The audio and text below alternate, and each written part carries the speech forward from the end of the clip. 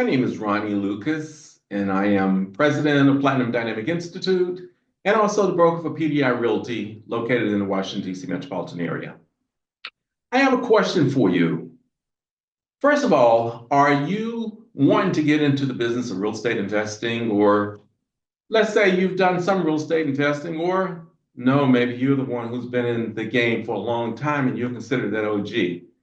Well, regardless as to where you fall on this continuum, the big question, number two, is have you had problems lately trying to identify those really good deals that would fit into your real estate portfolio? Or number two, throughout your real estate investing career, have you had problems with contractors trying to get the right contractor, the one that you can start with and who will finish the project and will give you an end result that meets your standards, your criteria?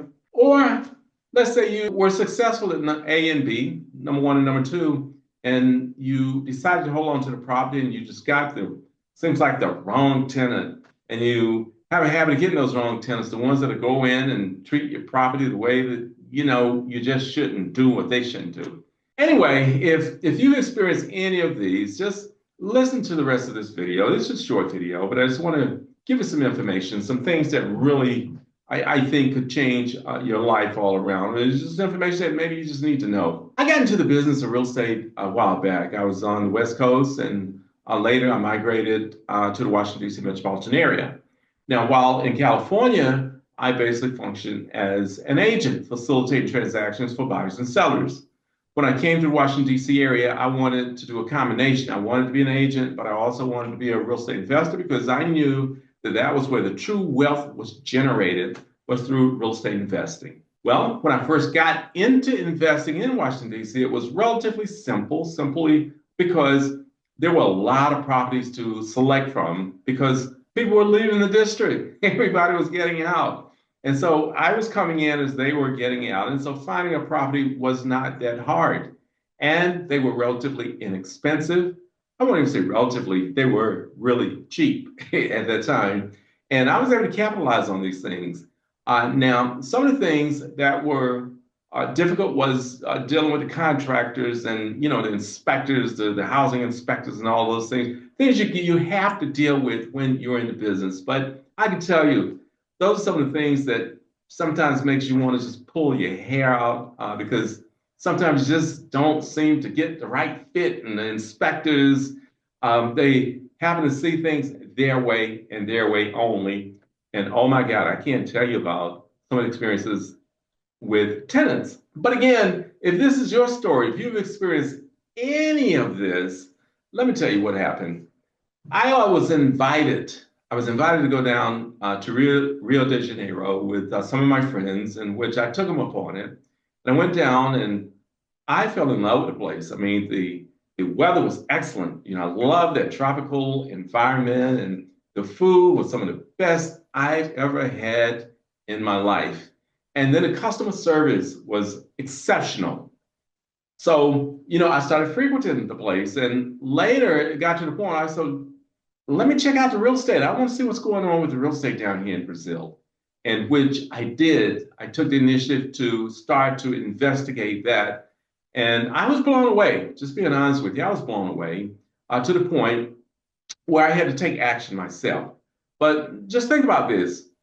In Brazil, right now, you have this exchange rate. So by utilizing the US dollar, your buying power, it increases exponentially. You can buy a lot for the money that you actually have, with a US dollar, simply because it's at about 5.5 to 6 to 1 versus what it typically is, or somewhere around maybe 3 to 1. What I mean is 6 Brazilian real to $1. Now that increases your buying power significantly. But also think about this.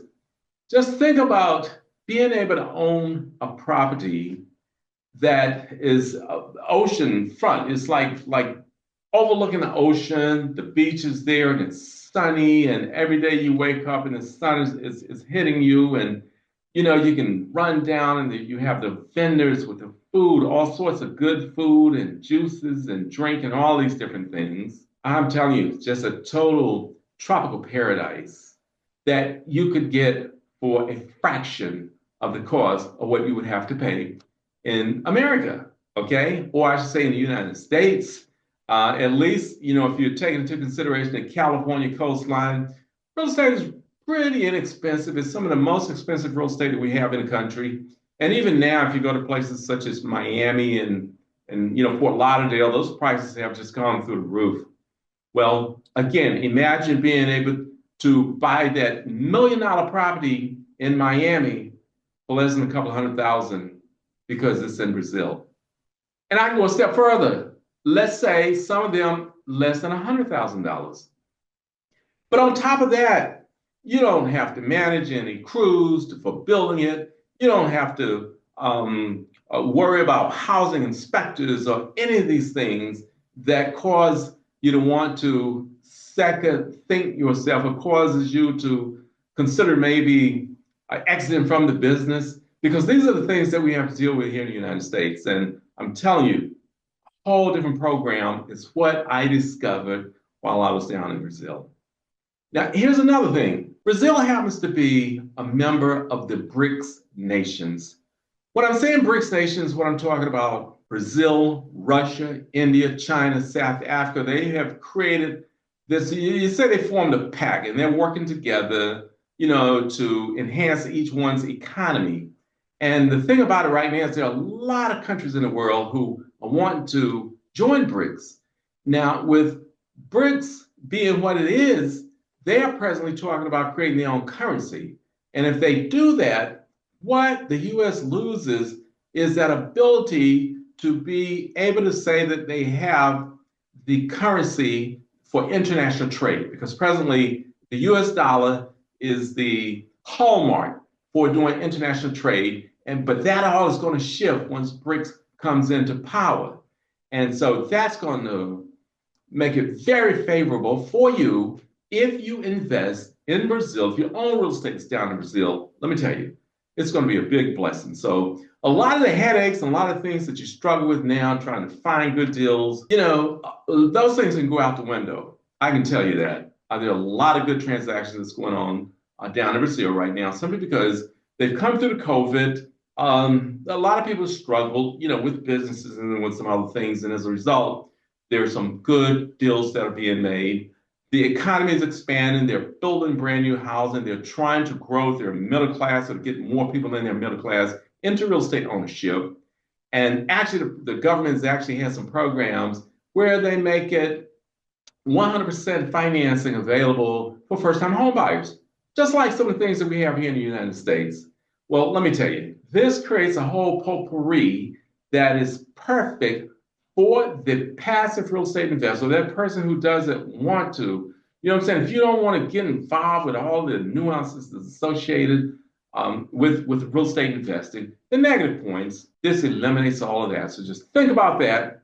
You take that home, because those are the things that are available down in Brazil, awaiting for you right now. For a little bit, and with, I'd say maybe a day or a couple of days or so, you're going to be receiving another email with another tutorial, and I'm going to go a little bit further as to why it is very powerful to own Brazilian real estate. Again, my name is Ronnie Lucas. Until next time, ciao, ciao.